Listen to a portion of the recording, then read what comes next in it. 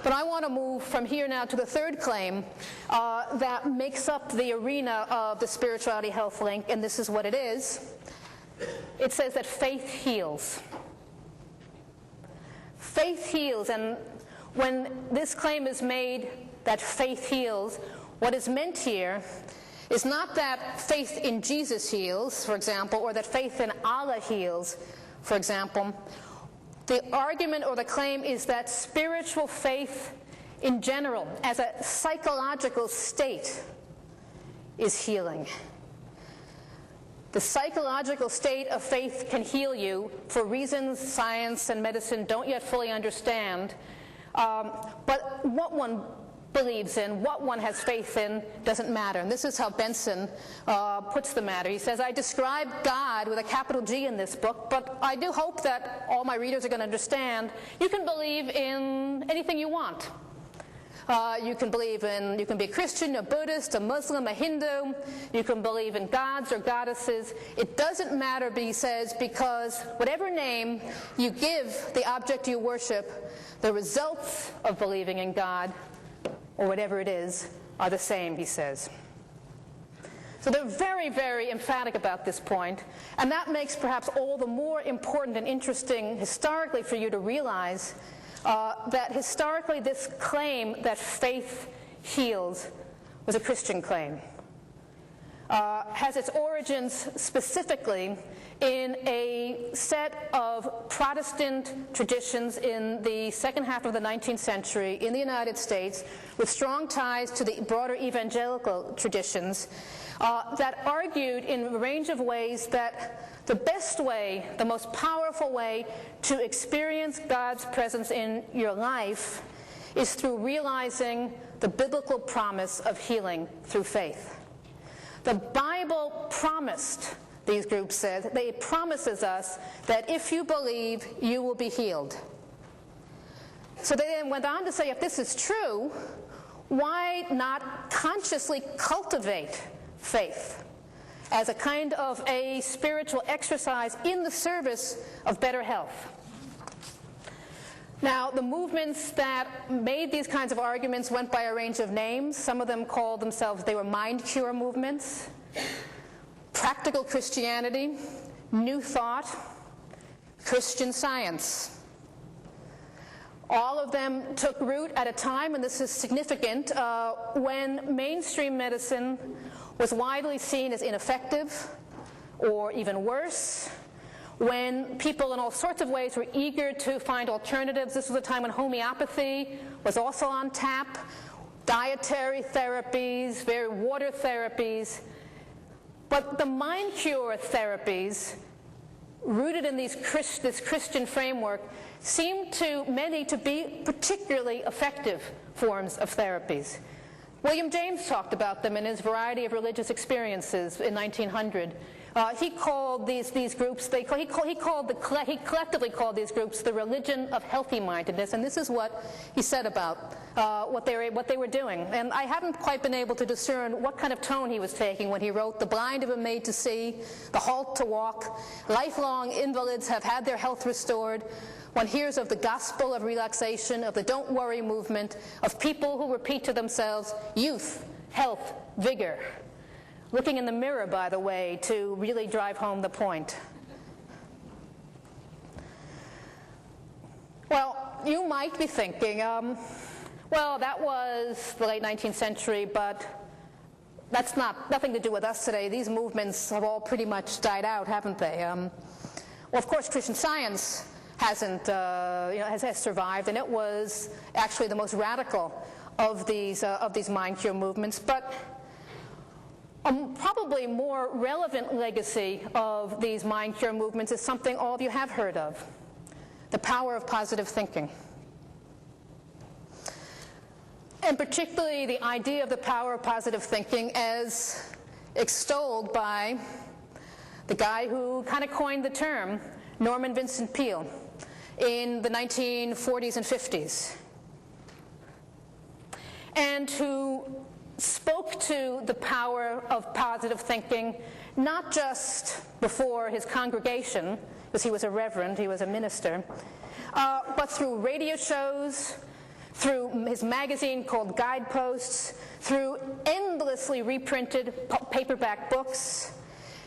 It was Peel who made the power of positive thinking into a broad-based popular idea. And it was, ironically enough, also Peel who began first to explicitly detach the idea of the power of positive thinking from its Christian roots, encouraging people instead to just think of the power of positive thinking as this fantastic resource they had in their own minds, that you can make yourself sick by thinking the wrong thoughts, he said, but you can also make yourself well. It's all about you. The Christian community listened to this, and some of them came down quite hard on Peel. He got quite an earful.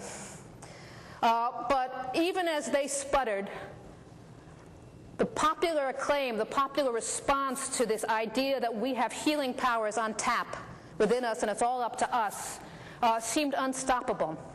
By the 1960s, Americans believed in the power of positive thinking. But did medicine? Peel spoke to the masses, but the medical community didn't really seem to be paying any attention to this. What changed? Well, what changed, or what had to happen, was the 1970s came along. And the 1970s was another time of increasing discontent with mainstream medicine, with its apparent limitations, with its apparent overly mechanized approach to care, with a new interest in alternatives that might re-empower patients. And in this time of rising discontent, and medicine was unaware of this. These were times when books like Our Body, Our Cells were being published by any sort of back in a basement feminist presses, when the terms like holistic medicine were finding wide currency. In this time, one man, a guy named Norman Cousins, functions as an agent of change. He's the guy that all of us remember as the person who laughed himself back to health. But in fact, he did more than just, he did more than that. What he actually did is he systematically applied a mix of laughter. He watched Marx Brothers films. He watched old reruns of Candid Camera.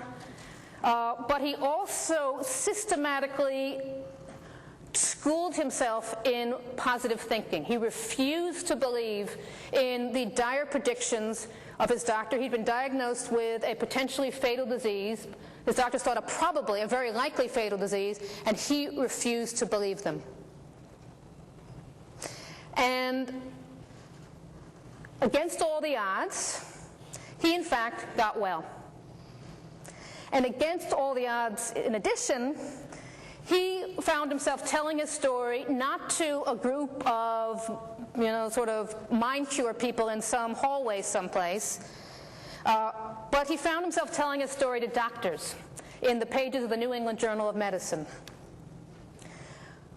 And remember, this is happening in the early 1970s. Remember the backdrop, and then you'll better understand why the response of the medical profession was nothing short of remarkable. Why Cousins could later say that he received, or later tell how he received no fewer than 3,000 letters from physicians responding to his New England Journal of Medicine article, praising his courage for pursuing an unorthodox form of treatment. He would be invited to join the staff of UCLA Medical School. He had no medical credentials, but they wanted him on their staff. And in fact, the Research Center in Psychoneuroimmunology at UCL today is called the Norman Cousins Research Center for P&I, something like that, but it bears his name. So, why was the medical community so quick to embrace a man who you might think they would find very threatening, who had turned his back on their treatments and their understandings? Because Cousins offered them a way out. They knew the public was restless. They knew that alternative treatments were increasingly popular. They knew that the positive thinking ideology was a firm cornerstone of American popular culture thinking. Cousins told them that they could be part of all of this. They could be part of all this, but they could do it without abandoning their own standards, their own methods, their own professional commitments. In fact, they could not only be part of this, they could own all of this. They could own all this because they could study it, and they could make sense of it in their own terms. And look the way he's talking about what is going on here. Look at the language he uses to describe in his New England Journal of Medicine article what he thinks is happening to him. It's not about the divine or even about some sort of abstract, spiritual, mental force. It's about chemistry. And if it's about chemistry, then it's okay to be a doctor and be interested in this, because chemistry, we all know, chemistry is safe. Chemistry is a professionally safe way to think about these things. So having helped the medical community recast the power of positive thinking vision into terms that it could feel comfortable with, one way in which the history goes from here is into a set of discussions about the way in which positive thinking maybe actually is just another way of talking about the placebo effect. And the placebo effect during these years is now no longer just some sort of fake medicine. It's now seen as an effect that produces real changes in the brain with real consequences for health. And I won't talk about this, but I'm using these slides more to illustrate. I'm not going to talk you through all of them. But you can see the brain lights up when you take placebo morphine, when you take fake morphine. Something real is happening, and it might have health consequences. So the placebo effect becomes one way of domesticating the concept that faith heals, that the power of positive thinking might have real effects.